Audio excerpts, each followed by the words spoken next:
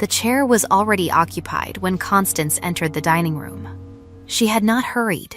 She never hurried, not because she lacked urgency, but because she had learned, in 3 years of marriage to a man who watched for weakness the way other men watched for weather, that hurrying was a form of flinching. So, she came through the double doors at the pace she always kept, her hands quiet at her sides, and she saw it in the first half-second, the woman seated at the head of the table's right hand, in the carved chair with the blue silk cushion, the chair that had been her mother's and before that her grandmother's, the chair into which she had been formally installed on her wedding morning by the Duke's own steward, who had said the words, "This seat belongs to the Duchess of Ashmore," with the solemnity of a man reading a will. The woman in that chair was very beautiful. Constance noticed this the way she noticed everything, precisely, without sentiment, filing it away. Dark hair dressed high, a throat that warranted the diamonds she wore, hands that knew how to arrange themselves to advantage on a white tablecloth. She noticed, also, that every face at that table had turned to watch Constance's face. There were 8 guests. She knew 6 of them. They were waiting to see what she would do. What she did was nothing. She walked to the remaining chair, the one opposite, the lesser chair, the one the steward offered guests when the family places were claimed, and she sat down in it without a word, and she shook out her napkin with the small, precise flick she always used, and she looked down the length of candles at her husband.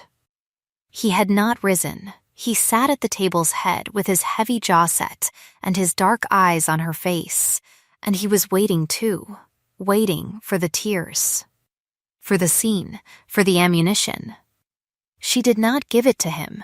What she gave him was the polite, remote expression she had perfected in the first month of their marriage, the one that told him nothing, and she turned away from it to the guest on her left and said, "Lord Whitmore, I had not heard you were returned from Harrogate. Was the water as dreadful as they say?" She did not yet know, as she said it, what the evening would cost. She knew what she suspected, had suspected for some months, with the quiet certainty of a woman who kept accounts and read faces, and understood that certain household expenditures do not appear in ledgers unless someone means them to go unremarked. But she had not yet traced the whole sum. She would trace it before the night was out. Had she known what she would find at the bottom of the column, she would have sat down in that lesser chair all the same. The dinner was served. It was not a short dinner. The woman in the blue silk chair was introduced, eventually, by the Duke, with the flat ease of a man who has decided the introduction is a formality rather than an apology. Mrs. Helena Voss, a friend of Lord Whitmore's acquaintance, visiting the county. Constance received this information with the expression she reserved for household inventory reports, attentive, neutral, acknowledging nothing beyond the facts stated. Helena Voss met her eyes once across the table. What lived in Helena Voss's face in that moment was not triumph. It was something more complicated, and Constance, who had made a study of what complicated things lived behind arranged expressions, filed it away without yet knowing what name to give it. The candles burned down a third. The footmen moved in their trained silence, and at the lower end of the table, seated between 2 women who had each separately made it their evening's business to pity Constance aloud in tones designed to be overheard, the butler, old Marsh, who had served the Ashmore household for 31 years and kept his opinions in his left eyebrow, set down a wineglass with the particular precision of a man depositing a verdict. 3 weeks earlier, she had found the letter. She had not found it by searching. She had found it because she ran her household accounts herself, always had, a practice that the Duke had initially found eccentric and later found convenient, since it removed from him all obligation to attend to detail, and she had been reconciling the housekeeping ledger when the folded paper had fallen from between the pages of the previous month's dairy accounts, where it had been placed. She understood at once, by a hand that was neither hers nor Marsh's, nor any of the 3 women who kept the books below stairs. The paper had fallen face down. She had picked it up and read it. It was a note. 3 lines, in a hand she did not recognize. The sum it named was not small. The account it referenced was the Ashmore Trust account, the one held jointly and dispersed quarterly.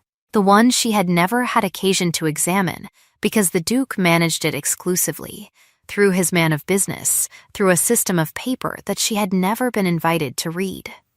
She had replaced the letter carefully. She had finished the accounts. She had said nothing to anyone. She had begun, instead, to count. Not money. There would be time for money. She had begun to count the weeks until the quarterly accounting was due to the estate trustee, who was old Sir Edmund Parish, who had been the late Duke's closest friend and who had never, in Constance's experience, found it comfortable to be lied to. 6 weeks remained. Then, 5. Now 3. She had said nothing yet because she had not yet found the whole chain. She had found a link. There was a difference between a link and a chain, and she had learned this distinction from her father, who had been a solicitor of no great wealth but formidable precision, and who had died when she was 20, leaving her nothing but a method, which had proven, over the subsequent years, to be the most durable inheritance he could have managed. The dinner ended. The table rose. Every man stood when the women moved to leave. That was ordinary. What was not ordinary was that Lord Whitmore rose first and rose fastest, and Sir Thomas Cleeve rose beside him, and young Lord Avery, who was barely old enough to be trusted with his own opinions, rose and then turned visibly red, as though his body had known what his education had not yet managed to teach him, that there are moments when a room's morality becomes audible. And the sound it made tonight was chair legs on oak, 8 of them, all at once, rising not for Helena Voss, but for Constance, who was walking toward the door. She heard it. She did not turn. She kept her eyes ahead and her hands still, and she walked the way she always walked, which was without hurry, which was without flinching, and she did not allow herself to feel the warmth of it until she was through the door and in the corridor with the door closed behind her, and then she pressed her back against the wall for exactly 3 seconds and closed her eyes. Marsh was waiting. He was always waiting. He had the look of a hound who has learned not to bark, but has not learned how to stop his ears from lifting. "The blue sitting room is warm," he said. "Or I can have the library opened." "The library," she said. "And Marsh, the household correspondence for the past 8 months. All of it." His left eyebrow moved. "All of it, Your Grace. Every piece. He brought it within 20 minutes. He did not ask why. He was the sort of man who understood that some questions are themselves an answer, and he did not wish to be an answer to the wrong question. She sat in the library until 2 in the morning. The fire settled twice. She read with the methodical focus her father had taught her, which was not the focus of a woman searching for something specific, but of a woman making absolutely certain she had found everything there was to find before she moved a single piece. Letters from the Duke's man of business, a Mr. Aldous Vane, who had held the position for 4 years, who had been recommended by the Duke's cousin rather than inherited from the previous administration, who wrote in a fine, controlled hand and whose arithmetic was impeccable. Impeccably false, she had determined by midnight. The method was not complicated. It was elegant, which was worse, a kind of quiet systematic siphoning. The difference between each real disbursement and each recorded disbursement never large enough to ring a bell, always plausible, always attributable to ordinary variance in quarterly costs. Only someone who ran their household accounts themselves, who had developed an instinct for the texture of honest numbers, would have caught the wobble. She had been meant to catch it. That was what she understood at 2 in the morning, sitting with 8 months of paper arranged in the firelight. Someone had placed that letter where she would find it. Not Vane. Vane was too careful. Not the Duke. The Duke would not have troubled himself. Someone else had placed it.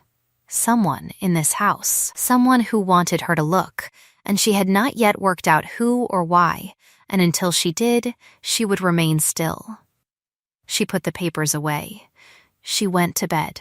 She slept. In the morning, Helena Voss came to call. This was not, on its face, remarkable. Guests of the house called on the Duchess as a matter of form. What was remarkable was that Helena Voss came alone, dismissed the footman at the sitting room door, waited until she heard his steps retreat, and then sat down in the chair nearest the fire without being invited, and looked at Constance with an expression that had nothing polished in it. "You are wondering why I am here," she said. "I am wondering a great deal," Constance said. "I thought I might let you choose where to begin." Helena Voss looked at her hands. They were not steady. This was the first thing that did not fit the arrangement Constance had constructed for her. "I did not choose the chair," she said. "Last evening. I sat where Vane directed me." The name hit somewhere behind Constance's sternum. She let nothing onto her face. "Aldous Vane directed your seating. He told me it was the customary place for a principal guest. He told me." She stopped. She was doing the thing people did when they discovered they had been the instrument of something they did not choose. Her jaw tightened. "He told me you would not come down until later, that there was time to settle the arrangement." Her eyes came up. "I am not what you think I am. Tell me what I think you are." "The Duke's mistress." The word was plain. She did not flinch from it. "I was. For a time. That time is concluded. I came to this house because Vane told me the Duke wished a private word about certain financial matters, and because I was fool enough to believe that the carriage fare was the only thing the visit would cost me." Her chin came up. "I spent last evening being displayed to ruin you, and I spent last night working out the sum, and I am here this morning because I have no particular interest in being Aldous Vane's instrument any further than I already have been." Constance looked at her for a long time. Outside, a thrush was working through its morning industry in the box hedge, indifferent to everything inside the house. "What do you know about Vane?" she said. It took 2 hours.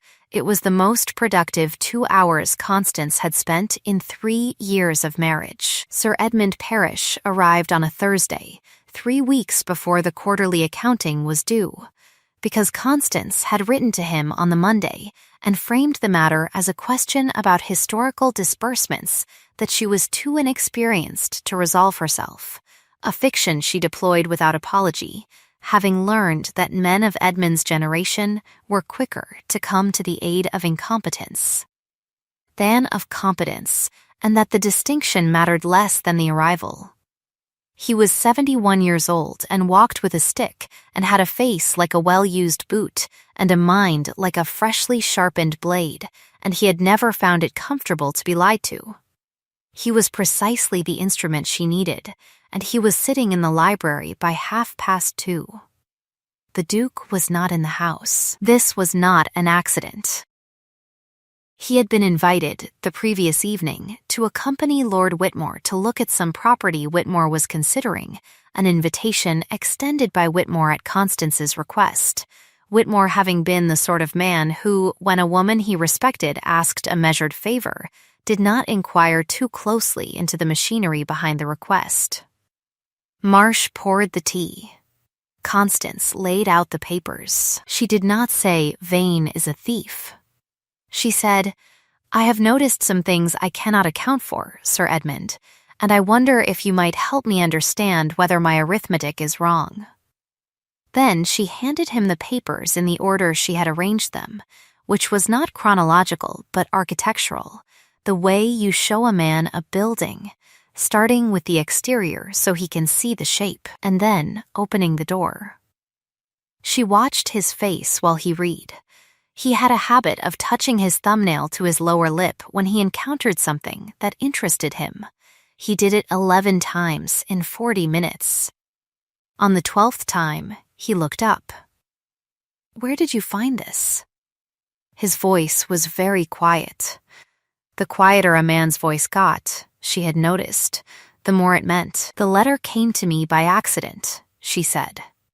Or what appeared to be accident. She had thought carefully about how much to tell him. She told him most of it. She did not tell him about Helena Voss yet. Helena Voss had asked, with the directness of a woman who had very little left to spend on dignity, to be kept out of it until the moment she was needed. "The variance in the quarterly figures," Sir Edmund said. "Yes, over how many quarters?" 11, possibly 12, though the 12th is harder to establish because the original invoice is missing from the file. "I noted the absence. You noted the absence of a document." "I note absences," she said. "It is a habit my father gave me." He looked at the papers again. Then he looked at her with the expression of a man recalibrating something he had been measuring by the wrong instrument. "Your father was in the law." "He was, and you have been running these accounts yourself since the first month of my marriage. Does the Duke know that?" "The Duke," she said carefully, "knows that I manage the household.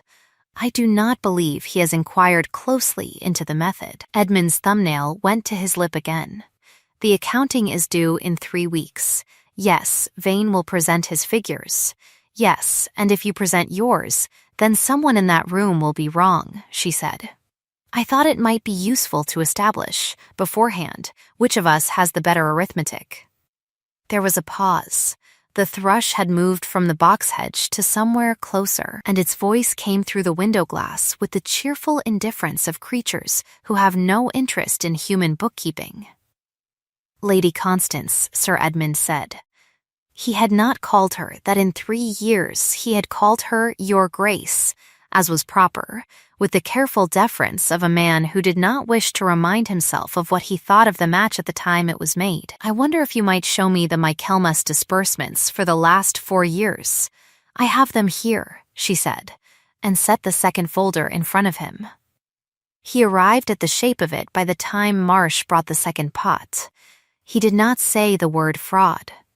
He said, in the voice of a man measuring every syllable for weight and necessity, "I will need to speak with Vane directly, and I will need to do so on the accounting day before the figures are submitted."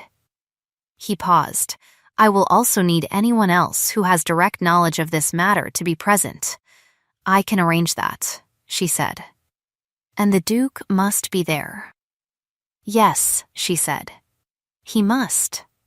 She had thought about this part. She had thought about it the way she thought about anything that required her to calculate costs before she could afford to feel them, which was to lay it flat and look at it plainly. Her husband had not, perhaps, known the full extent of what Vane was doing. She did not yet know what he had known. She knew only what she could demonstrate, and what she could demonstrate was the accounts, and the accounts told their own story, and she would stand in the room when that story was told, and she would be steady, and whatever it meant for her marriage she would face afterward, when the material question was settled. You could not mourn a loss and count it at the same time. Her father had taught her that. Marsh found her in the corridor afterward. He did not speak. He had the quality, rare in any being, of understanding that some silences are more respectful than words. He walked beside her as far as the staircase and then stopped, and she stopped too, and looked at him. "Marsh," she said. The letter that fell from the dairy ledger. His face did not move. "You placed it there," she said. It was not a question, a pause. His left eyebrow made its smallest possible movement. "There are things," he said carefully, "that a man in my position sees over 31 years of service. There are also things that are not properly his to say. But there are some things, he paused again, with the precision of a man choosing words the way a jeweler chooses settings, that a person in the right position to notice might, in the natural course of tidying correspondence, misplace, and Mrs. Voss. I had occasion to speak with Mrs. Voss on the evening of her arrival, yes, before Mr. Vane had an opportunity to provide her with further instructions. She looked at him for a long moment. He bore the scrutiny with the perfect stillness of a man who has spent 31 years perfecting it. "Thank you," she said. It was not enough. It was all she had that she could give him here, in the corridor where anyone might pass. He received it with a slight inclination of his head that managed, somehow, to contain everything a much longer speech might have said. "The dining room chair has been restored to its customary arrangement, Your Grace," he said. "The blue silk cushion is properly placed." "Thank you, Marsh. Will there be anything else?" "Not tonight," she said. "But on the accounting day, I will need you in the room." He nodded. "I have never," he said, "missed an accounting day." She went upstairs. For the first time in 3 weeks, she slept before midnight. The Duke came home on Friday and was informed by Marsh that Sir Edmund Parish had called and would return on the accounting day with some questions about the trust records. She watched her husband receive this information from across the breakfast table. He was a large man, broad-shouldered, with a heaviness about him that she had once, in the first months, taken for gravity, but had come to understand was something closer to inertia, the heaviness of a man who had never been required to move toward anything, because everything had always been arranged to arrive at him. He looked up from his coffee and looked at her across the table, and she gave him the polite, remote expression and reached for the marmalade, and he looked away. He said nothing to her about the seating arrangement.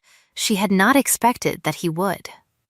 They were two people who had learned to conduct their marriage in the space between what was said and what was true, and that space had been growing for 3 years like a room no one cleaned, gathering the particular stillness of somewhere that has been given up.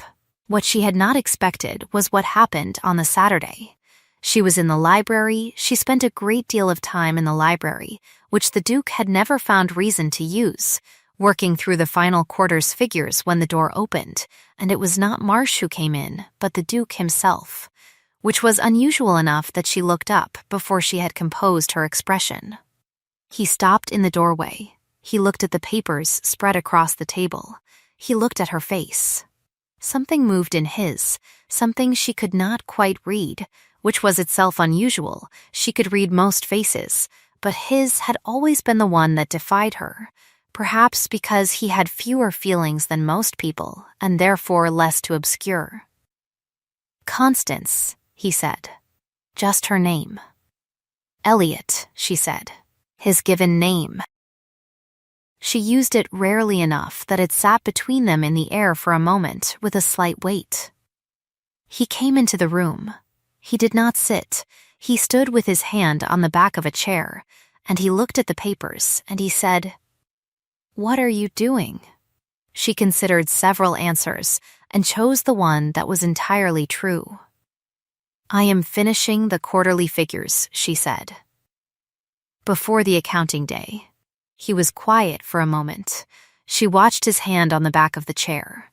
He had working hands, large, capable, slightly calloused along the thumb, which were at odds with everything else he presented to the world.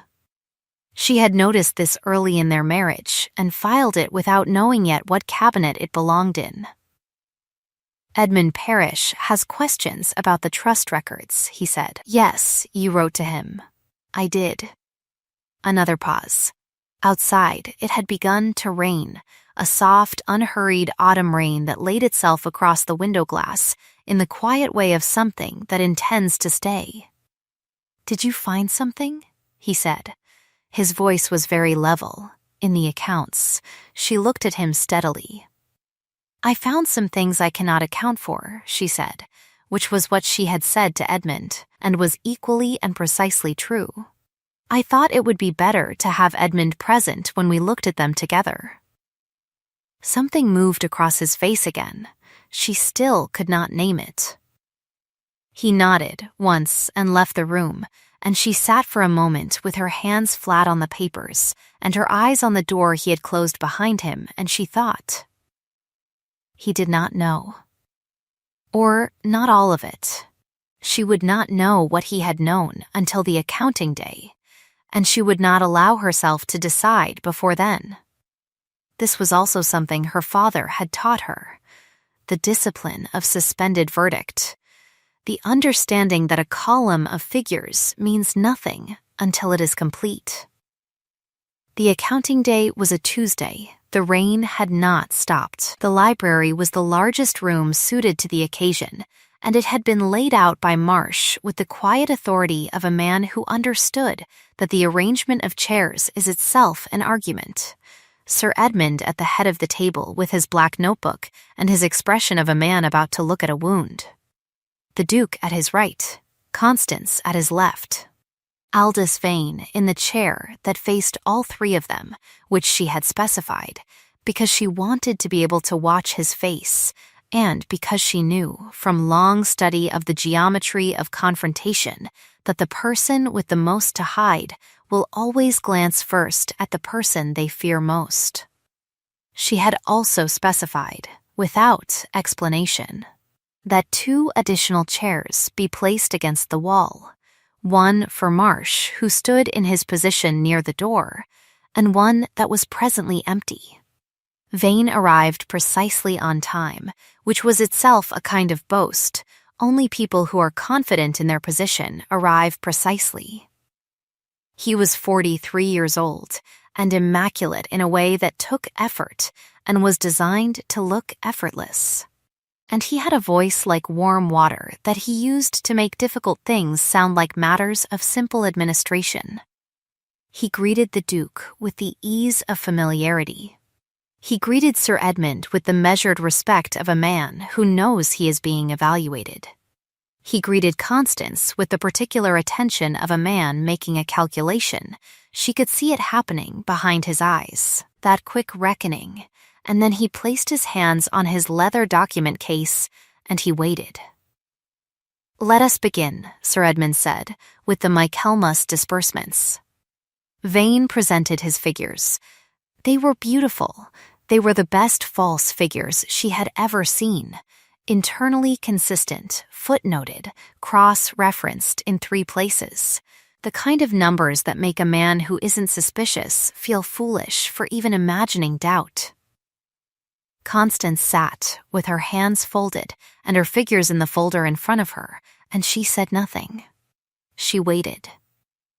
Edmund asked his questions with the steady patience of a man who is not in a hurry because he has already arrived. Vane answered each one. His voice stayed warm, his hands stayed still on the document case. He glanced once at the Duke. The Duke's face gave him nothing, which Constance registered with the small, precise click of a thing falling into a place she had not known was waiting for it.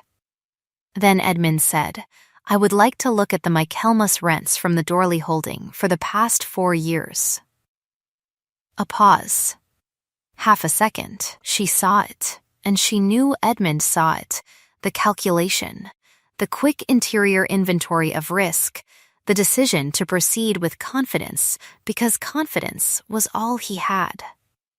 "Of course," Vane said, and opened his case and produced the Dorley figures. Edmund looked at them for a moment and then set them beside the figures he had brought himself, figures he had pulled. He had told her in a brief note that morning from the original estate records held in trust, which Vane had never had access to because they predated his tenure and were kept, sealed, in the offices of the parish firm. Vane saw the 2 sets of figures laid side by side. She watched the warmth in his face do the thing warmth does when it is not genuine. It did not cool. Exactly. It organized itself into something more careful. He glanced at her. She gave him nothing. She was very good at nothing. The rents from Dorley, Sir Edmund said, setting his thumbnail to his lower lip, appear to have been recorded differently in these two documents. A clerical variance, Vane said. His voice was still warm. Dorley underwent a tenancy change in the second year of my tenure. The transition created some irregularity in how the income was categorized. Edmund did not look up from the papers. And the Harrow Mill Quarterly in the same year? Another pause, shorter than the last because he had prepared for this one. A drainage issue delayed the Q3 payment, he said. It was received in Q4 and consolidated. I see. Edmund turned a page, and the Constance Dowager bequest, the one held separately in the secondary trust? This pause was different from the others. She felt the Duke shift in his chair beside her. She did not look at either of them. She looked at Vane. The secondary trust records, Vane began. Were they consolidated as well? Edmund said mildly. Vane's hands moved. It was the first time his hands had moved since he sat down. He placed them flat on the document case, which was not where they had been. They had been loose, relaxed, performed relaxation. Now they were flat and deliberate, and a person who read hands as carefully as she read faces would understand that the deliberateness was the thing, that the change was the confession. The secondary trust, Vane said, is a separate instrument. I would need to review the relevant documentation before. I have it here, Edmund said, and set a third folder on the table. Then the door opened, and Helena Voss came in. She had come from the empty chair against the wall. Marsh had shown her in through the library's secondary entrance, the one the family used, the one that connected to the corridor from the morning room, which meant she had been in the house since before the session began. Constance had arranged this with the same quiet particularity she had arranged everything else. She had also arranged, with Helena's knowledge and consent, exactly what Helena would say, and exactly when. Helena did not look at the Duke. She looked at Vane, and what lived in her face was not the complicated thing Constance had seen at the dinner table. It was simpler now.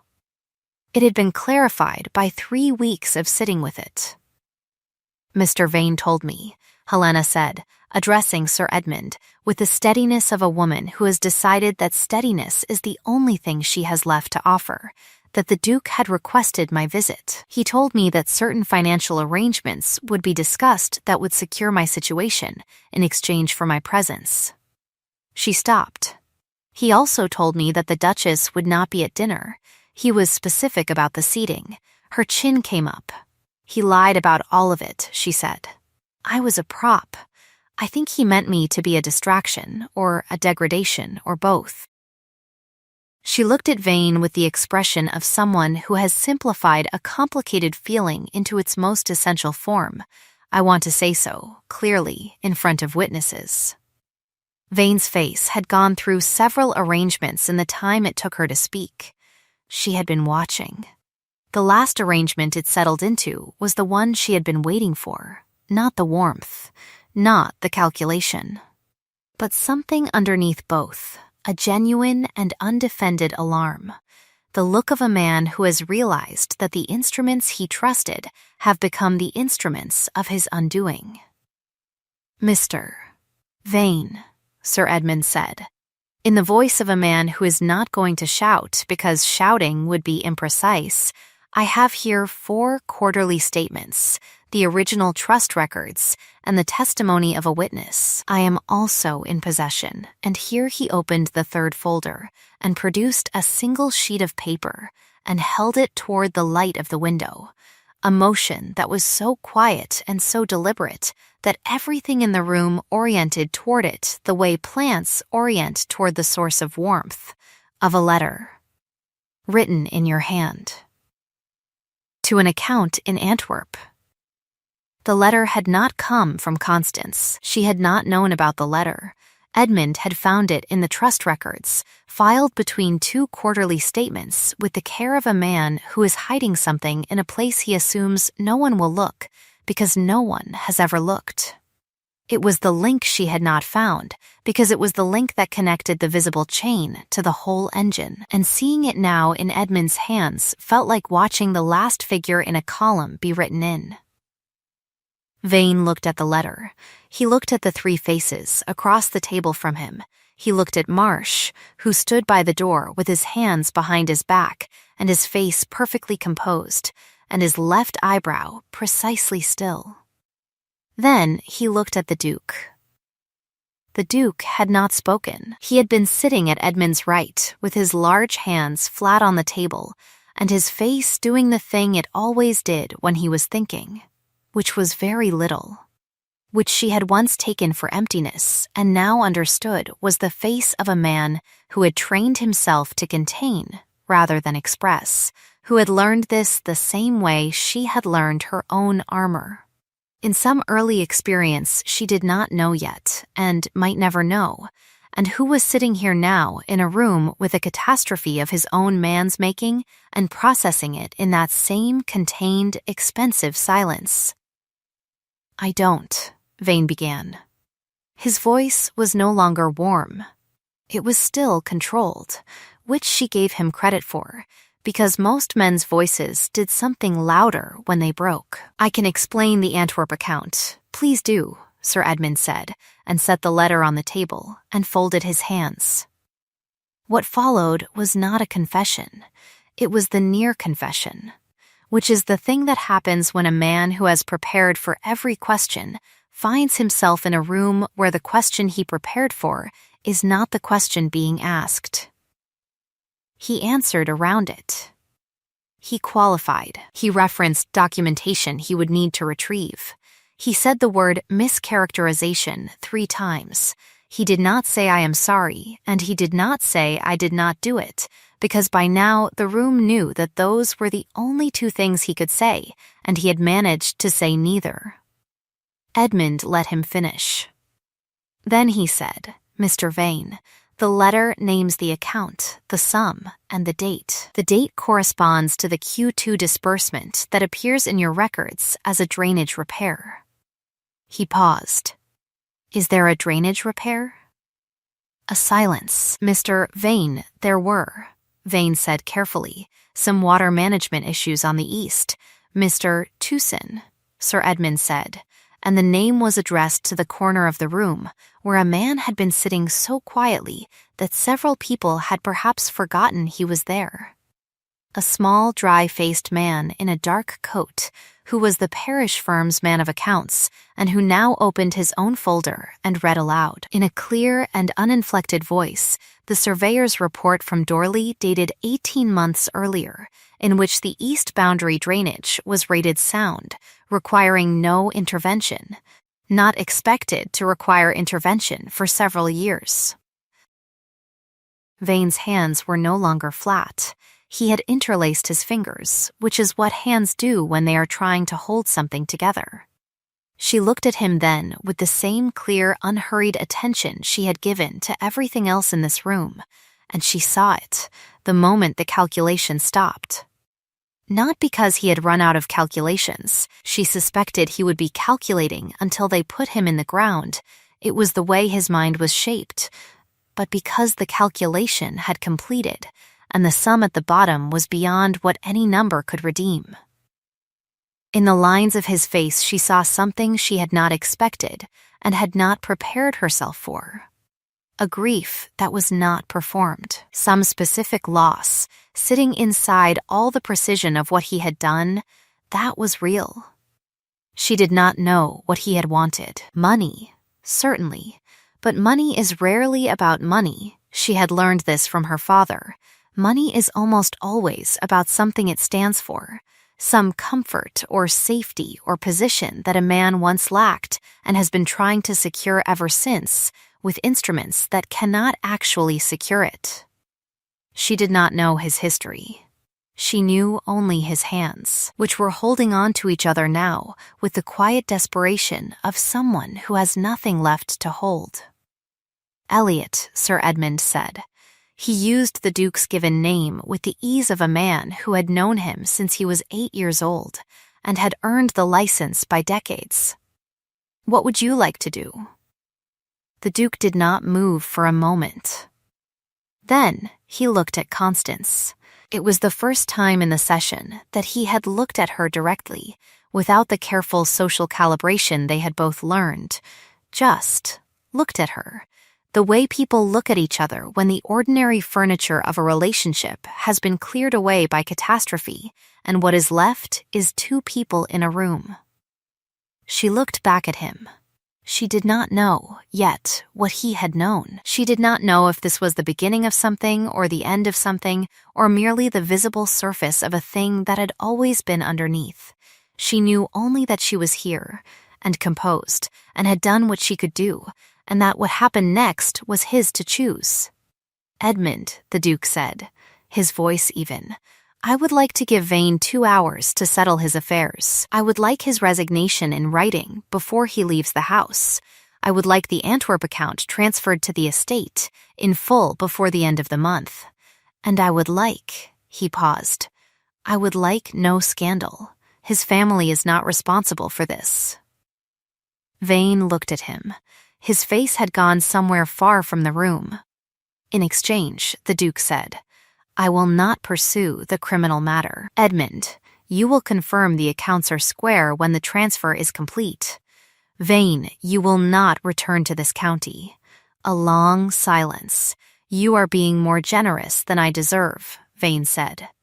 His voice, for the first time, had no architecture in it, just the voice itself, underneath everything else. "Probably," the Duke said. He looked at Constance again. "It is not entirely my decision to make." She held his gaze for a moment. Then she looked at Vane. She thought of the grief she had seen in his face. She thought of his family, who were not here, who had not asked for any of this. She thought of her father, who had practiced the law for 30 years and had said to her once, when she was 15 and burning with the particular righteous fury of 15, "There is very little satisfaction, Connie, in being the one who throws the stone. The satisfaction is in knowing the truth. The stone is just noise." "The Duke's terms," she said to Vane, "are the terms." He left the room within the hour. The rain had stopped. It did not begin again. Edmund shook her hand when he left, which was not a thing he had ever done, and which she received with all the composure she had left, which was enough. Just barely. Helena Voss had gone before the session ended, quietly, through the same door she had entered.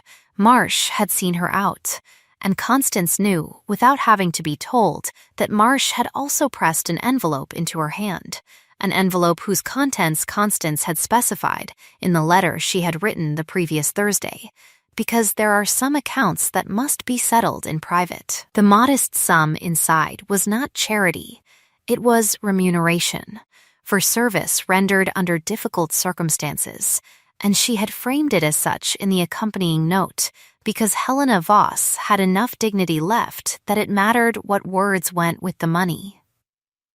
The library emptied. Mr. Tewson packed his folder. Edmund closed his notebook with the small, satisfied pressure of a man concluding a piece of work. Marsh began to straighten the chairs. Then there were only 2 people left in the room. She was gathering her own papers. She did not hurry. She had learned not to hurry, and she was not going to unlearn it now. She heard the Duke cross the room, not toward the door, toward her, and she stilled her hands on the papers and waited. He stopped at the opposite side of the table. She looked up. His face had cleared to something she had not seen on it before, not the inertia, not the calculation, not the careful social surface. Something more direct than any of those, and more uncertain, which was the thing she had not expected. She had not expected him to look uncertain. She had not thought him capable of it. 3 weeks, he said. Nearly 4, she said. The letter came on a Friday. You said nothing. I had nothing complete to say. He was quiet for a moment. She watched his hand on the back of the chair. He had working hands, large, capable, slightly calloused along the thumb, which were at odds with everything else he presented to the world. "You ran these accounts yourself," he said. "All of them, from the first month. Yes, and you found the error." "My father left me a method," she said. "He left me very little else, but the method has proved adequate." Something moved across his face that might, in a man with less practice at composure, have been a different kind of expression. "I did not know," he said, "what Vane was doing. I want to be precise, I did not know the full extent. I knew he was managing." He stopped, and she watched him choose his words with the care of a man who has decided, perhaps recently, that the difference between accurate and convenient matters. "I knew there were arrangements I had not looked at closely. I had not looked because it was easier not to." That is not the same as not knowing, but it is also not entirely knowing, and I want to be honest with you about where the line was. She looked at him. She had looked at many faces, in many rooms, and she had learned that the most reliable indicator of a person's character was not what they said when things were easy, but what they said when things were already lost, when there was nothing left to gain from the careful version. He was not giving her the careful version. "I know what it cost you," he said, "to sit in that chair on Tuesday evening." "The lesser chair," she said. Yes, she thought about Tuesday evening. She thought about walking through the door and seeing the blue silk cushion occupied.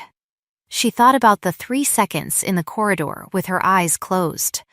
She thought about what it cost, precisely, and whether the cost was paid now or still being paid, and she could not entirely answer the question, which meant the account was not yet settled and she should not pretend it was.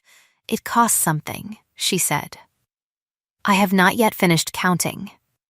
He received this without flinching, which she noted. "I would like." He stopped. He tried again. "I do not know how to do this," he said. "I mean that literally. I have not had occasion to learn. I was not raised in a house where, this kind of speaking, I do not know the method." "My father's method," she said, "was to lay the thing flat on the table and look at it plainly. Whatever it is." He looked at her for a moment. Then he said, plainly, "I have managed this marriage the way I have managed most things. From a distance. I told myself it was consideration. It was not. It was cowardice of a particular kind, the cowardice of not wanting to look at something closely in case it required me to change." His hands were flat on the table. She could see the calluses along the thumb. "The chair was wrong. Vane placed it, and I did not correct it.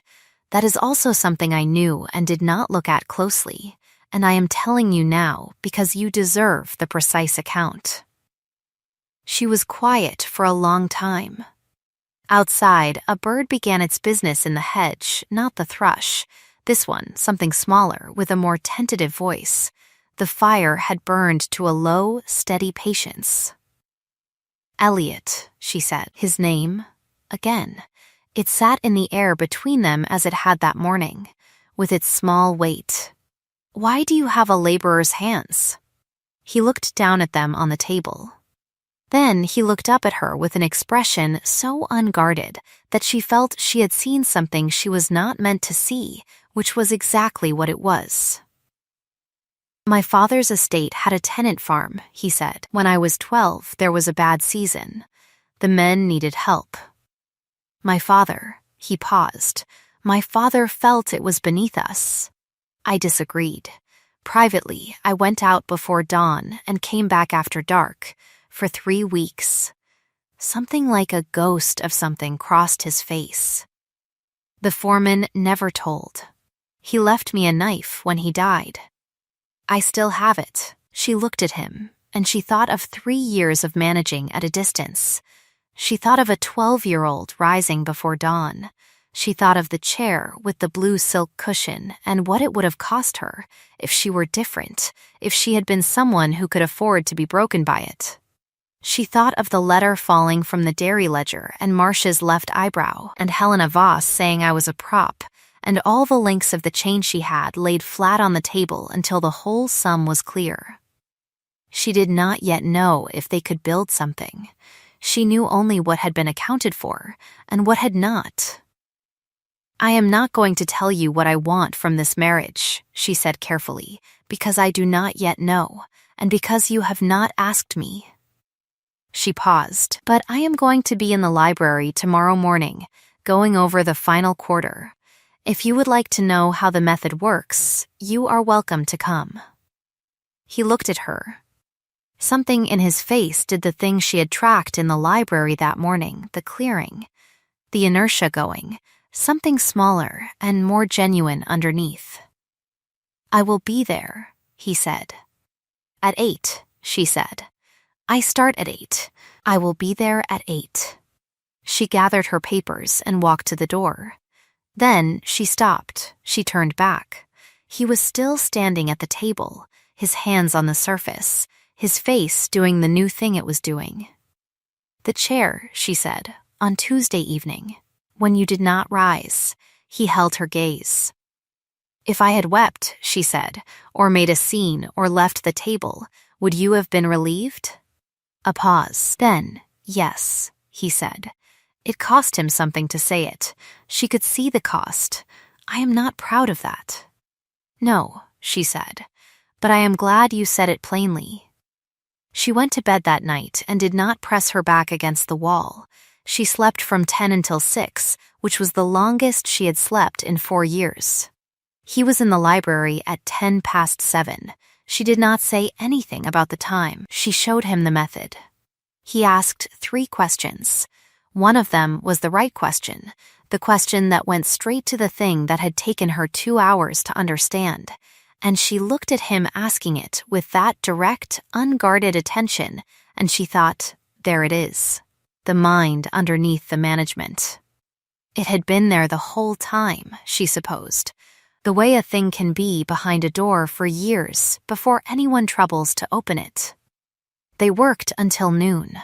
Marsh brought coffee and said nothing about the hour. In the weeks that followed, autumn arrived in the county with its usual authority, the light thinning, the hedges turning, the mornings arriving later, and with a new chill that seemed to come not from the air, but from the ground. She noticed it the way she always noticed things, precisely, with satisfaction, filing it as data about the season's turn. She had liked autumn since she was a girl, for the same reason she liked completed accounts. The year was settling. The long sum was being entered. She and the Duke, Elliot, worked in the library most mornings now.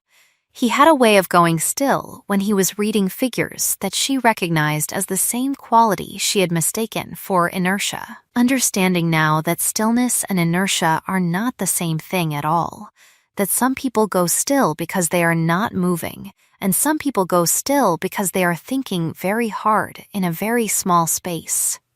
He thought in a small space. She had learned to read the difference.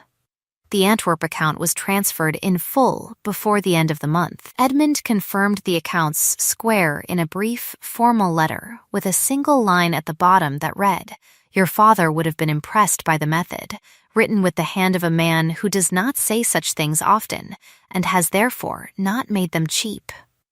She kept the letter. She put it in the same place she kept her father's notebook. On a Thursday morning in October, they were arguing about a drainage survey. Genuinely, productively arguing. The kind that ends in a better answer than either person started with, when he said something dry about the surveyor's inability to identify standing water even when wearing it, and she laughed before she had decided to, and he stopped mid-sentence and looked at her. "That is the first time," he said, "that I've made you laugh." "I know," she said. "I notice things," he said. "Carefully, I have not always shown that I noticed, but I notice." She looked at him.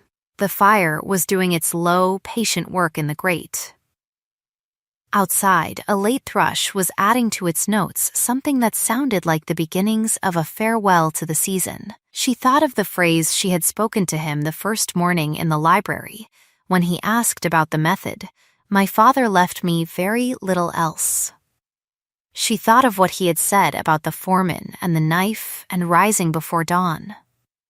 She thought of what it cost and whether it was still being counted, and she knew the answer now. Which was that it was, and that the cost was real, and that she was choosing to pay it with her eyes open, which is the only honest way to pay any cost. "Elliot," she said, "I am not going to make this conditional. I want you to hear that clearly.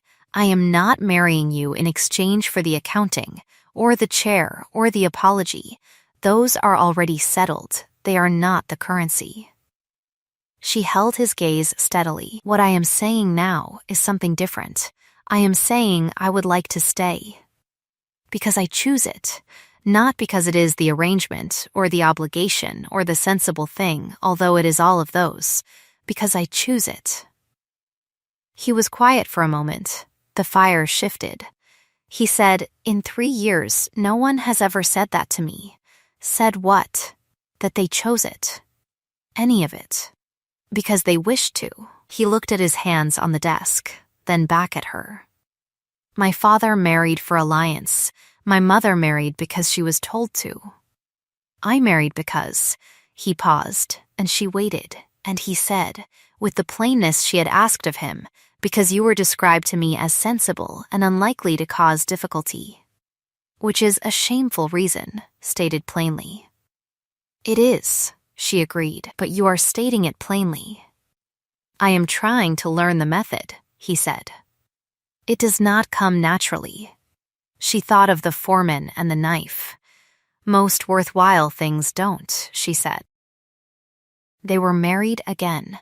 Not in any legal or formal sense. They were already married, had been for 3 years. But in the sense that sometimes a thing you have held at arm's length is finally brought close, and you understand that the holding at arm's length was the error, and you let it be close. The library at 7:10 on a Tuesday morning in October was where this happened, with no witnesses but the fire and the rain beginning again at the window, and Marsh's quiet knock 15 minutes later, announcing that coffee was ready, which it had been for some time. They married in the formal sense again at Christmas, or rather, they renewed their vows in the chapel on the estate, which had been Elliot's suggestion, advanced in the same quiet, careful way he had started to advance things that cost him something to say. It was small. Edmund stood as witness with the pleased gravity of a man who has waited 3 years for a question to resolve. Marsh wept in the doorway with the controlled devastation of a man who had not expected to be moved and was furious at the evidence. Helena Voss wrote from Bath in January to say that she had taken a position as a companion to a family of quality who treated her well, and was, unexpectedly, content. Constance wrote back. They corresponded, irregularly, for years afterward, the kind of correspondence that is not friendship exactly, but is the thing that survives when 2 people have shared the difficult underside of a situation and emerged with their respective dignities intact. It was, she had decided, a kind of account that does not appear in ledgers and is all the more real for it. Aldous Vane went to the continent. No scandal followed him, which was the arrangement, and whatever he found there, she never knew. She thought of him occasionally, in the way she thought of a sum once she had closed the ledger, finished, filed, not forgotten, not open. She had seen his grief in that room, the thing underneath the calculation. She had extended mercy from behind that knowledge, which is the only position from which mercy is not weakness. Lord Whitmore told her, in the spring, that the betting book at his club had been retired with a settlement paid to the house by 3 gentlemen who had bet against her. She received this information with the expression she reserved for items of mild interest, and said that she hoped the house had invested it sensibly. Lord Whitmore laughed for some time. The tenant farm at the east boundary had a difficult spring. The drainage had not, in fact, been as sound as the survey suggested, and the estate spent April in mud and negotiation. Elliot went out before dawn on the worst of the days, in boots and working clothes, and came back after dark and said nothing about it, and she had walked past the kitchen yard and seen him at the pump in the last of the light, washing the day from his hands with the ease of a man for whom this was not new, and she had stood there for a moment and thought, there is the 12-year-old, and there is the man, and they are the same, and she had understood why the foreman had left him the knife. It was the following October, a year and 3 weeks after the accounting day, almost to the day, when she came through the double doors of the dining room at her usual pace, which was unhurried, which was without flinching, and found the room laid for dinner, and the fire well established, and Elliot already at the table, which was unusual. He was not a man who arrived early to rooms, and in the carved chair with the blue silk cushion, the chair that had been her mother's and before that her grandmother's, the chair into which she had been formally installed on her wedding morning, there was no one. There was no one, because the chair was hers. He stood when she entered. She had noticed, over the past year, that he always stood when she entered a room, which was not unusual for a man of his station, but which he did with a particular attention that was, she had filed it, had been filing it for months, without knowing yet what category it fell into. Now, she understood. It fell into the category of things chosen. Deliberately, each time, she sat in the blue silk chair. She shook out her napkin with the small, precise flick she always used. She looked down the length of the candles at him. Marsh tells me the thrush has come back to the box hedge, she said. It arrived this morning, he said. It brought opinions. It always does, she said. Some things do, he said, and the corner of his mouth moved, which was the thing it did now, not often, but reliably, at the moments she least expected, and she allowed herself, with the full and undefended composure of a woman who has settled the account and knows precisely what she has chosen, and why, to be glad of it. The candles burned. The dinner was served. Outside, the autumn went about its patient work, and the thrush said what it had to say to the darkening air, and the year turned toward its close with the particular quiet warmth of something well made, honestly paid for, and finally, at last, complete. If this story settled something in you, the way a ledger closes when the columns finally come true, then you know the feeling I was after tonight. There is a chair by the fire here, and the kettle has not yet gone cold, and there will be another story next time for anyone who pulls it close. I would be glad if you stayed. Tell me in the comments, at what moment did you know? Was it the letter in the dairy ledger, the hands at the pump in the last of the light, or something else? The moment you thought, there it is. And if these fireside stories are the kind of company you want to keep, there is a place saved for you here at the hearth. Subscribe, and I will leave the light on. Sleep well tonight, and be patient with the ones who are still learning to lay the thing flat on the table and say it plainly. It takes some of us longer than others. It is worth the wait.